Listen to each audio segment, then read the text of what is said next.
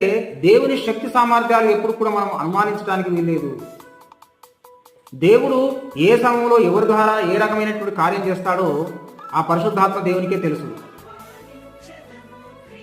మరి ఫలానా టైంలో ఫలానా పాత నిబంధన కాలంలో అలాంటి గొప్ప కార్యాలు జరిగినాయి, లేకపోతే ఆదిమ సంఘ కాలంలో జరిగినాయి, నేడు జరగడం లేదనంటే మరి దేవుడు అప్పుడో రకంగా ఉంటాడు, ఇప్పుడు రకంగా ఉన్నాడా? మార్పు చెందేవాడేనా? మాలాకి గ్రంథంలో మనం చూసినట్టయితే మాలాకి గ్రంథము 3:16 ఏం చెప్తున్నాడంటే, I am the Lord, I am not change అని అన్నాడు. అంటే నేను అక్కడ నేను మార్పు చెందని దేవుడను ప్రభుడను అంటున్నాడు. ఎబ్రీ రాసిన పత్రిక 13 కూడా 8 ఏం చెప్తుందనంటే, యేసుక్రీస్తు నిన్న నేడు ఏకరీతిగా ఉన్నాడట.